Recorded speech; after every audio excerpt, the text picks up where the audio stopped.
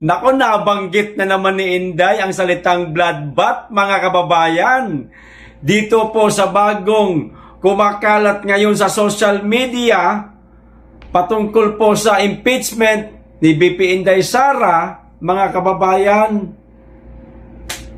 Handang-handa di umano ang ating pangalawang Pangulo sa impeachment na isinampa po laban sa kanya. Pero sa dulo, meron pong bloodbath, mga kababayan. Nako. Ha? Hindi kaya babaliktad ang laban nito, mga kababayan? Imbis na kara ang lumabas, krus tuloy. Sige, tignan natin kung anong mangyayari sa impeachment kay BP Sara, mga kababayan. Kaabang-abang ito. Baka sa dinami-dami nating ginawang rally na hindi nagtagumpay, baka sa impeachment lang, mga kababayan, magtatapos ang lahat. Impeachment ni BP Inday Sara, mayayari yung isa, ika nga, no? Mayroong kasabihan yan hampas sa kalabaw sa kabayo ang latay, parang ganon, tama ba? O ito po ang balita, mga kababayan. Nako, siguradong matutuwa ho kayo. O ito po, basahin natin BP Sara, handa na sa impeachment. Bloodbath. Nako po, mga kababayan, tuloy natin yung basa para maunawaan po natin lahat. Mariing iginiit ni BP Sara Duterte na handa na siya sa posibleng impeachment sakaling tuluyang umusad ang mga reklamong inihain laban sa kanya. So, handang-handa po ang ating pangalawang Pangulo. Yan po ang iginiit niya, mga kababayan. So, walang kaba ang ating pangalawang Pangulo. Hindi natatakot. Palaban ito, mga kababayan. Kumbaga sa gera, sundalo ka nga, punong-puno ka ng bala. Pangontra sa kalaban para hindi ka basta-basta tamaan. Imbis na ikaw ang matamaan, balik sa kalaban. Diba? Sa isang panayam, sinabi ni Vice Presidente na matagal na siyang naghanda para sa anumang maaaring mangyari kaugnay ng impeachment. Matagal na, hindi kahapon, hindi kanina, hindi kung kailan sumulpot yung mga impeachment na yan, kundi matagal na. Meron bang dapat katakutan ng BP Sara? Wala, kasi matagal na nakahanda. Sino dapat matakot? Yung tatamaan ng bloodbath. Yun po ang matatakot. Ayon kay BP Sara, hindi ako nagkulang ng paghahanda sa kung anumang mangyayaring mga impeachment. Mga kababayan, hindi siya nagkulang.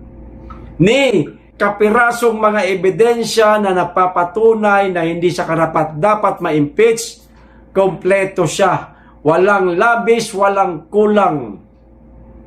Yung mga nagsampa kaya ng impeachment sa kanya, baka maungasan pa sila sa mga ebidensyang ilalabas ni BP Inday Sara. Malamang. Kasi ang nagsampa ng impeachment, mga bugok. Ito ba? Sa kasalukuyan, may 3 impeachment. Tatlo. Gawin nyo ng 5. Nahiya pa kayo. 3 impeachment complaint na umano ang nakabinbin laban sa kanya. Giit ng Vice Presidente, noon pa man ay batid na niya ang mga usapin o ang mga usaping ito sa loob ng Kongreso. Kaya maaga siyang kumilos upang ihanda ang kanyang depensa, mga kababayan.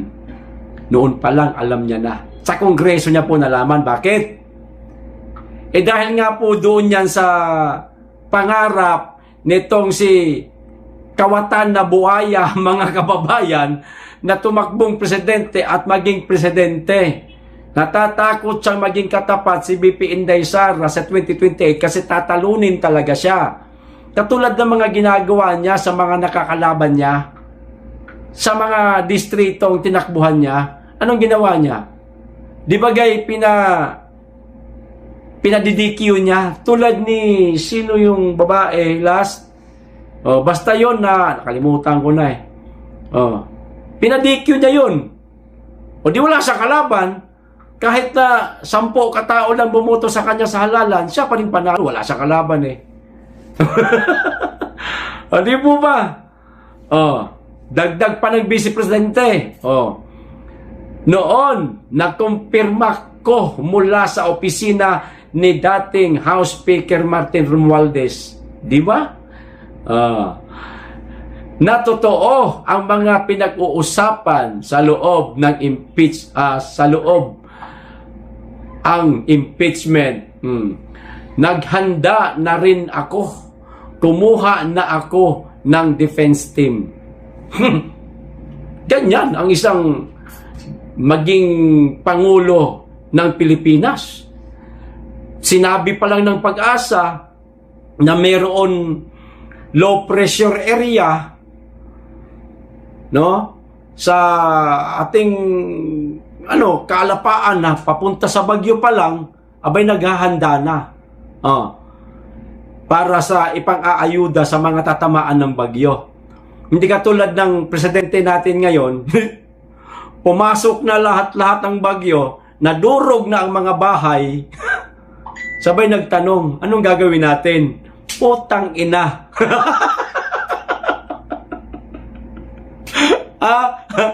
Kung si Marcos siguro nagkaroon, mga kababayan, ng impeachment ba na yung totoong impeachment talaga.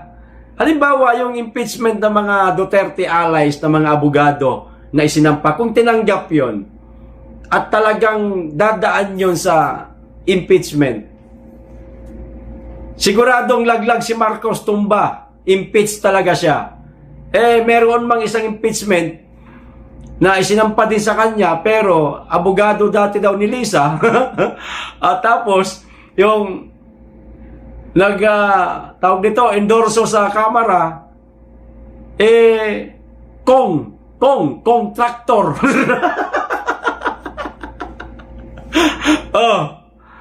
Sa madaling salita, impeach me, ganon. Lokohin nyo, lolo nyo panot, unggoy. Ito pa, ang kasalukuyang pahayag ni VP Sara ay iniuugnay rin sa kanyang naging panayam. 6 na buwan na ang nakalilipas matapos i-archive ng Senado ang naunang impeachment complaint laban sa kanya. Noon, hayagan niyang sinabi, noon ito ha, noon,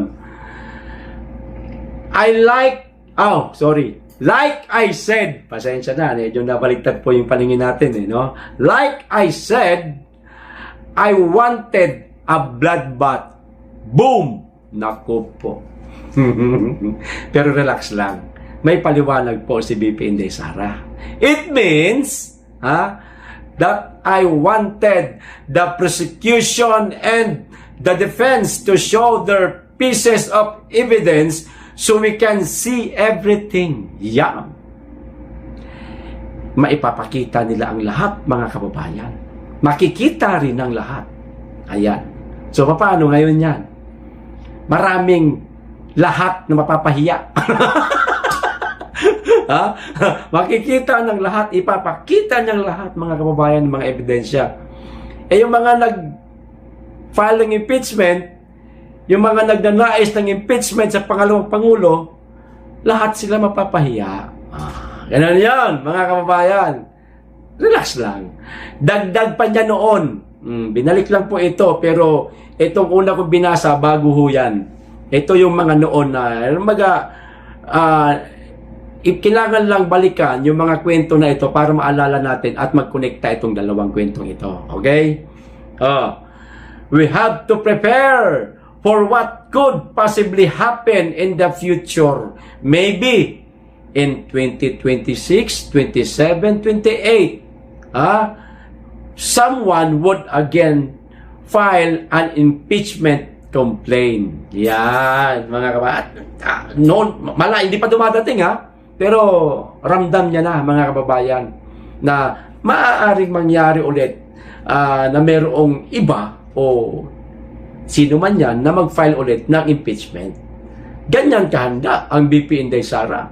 Ni hindi pa man din nangyayari pero pinaghaandaan niya na. No? At hindi siya natatakot. Kasi kumpleto ebidensya niya, higit sa lahat, malinis siya. Kilala yan, naming mga taga Davao.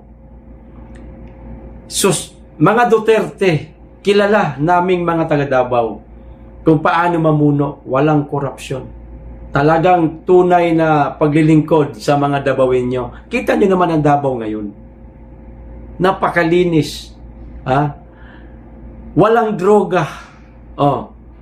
Walang traffic. Ano pa?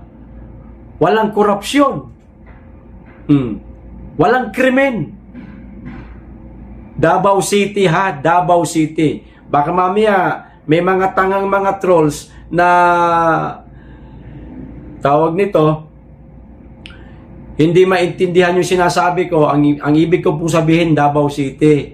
Baka mamaya ang nangyaring krimen doon sa Davao Oriental, Davao Occidental. O kala ko ba tahimik ang Davao? Putang ina, kalayo niyan.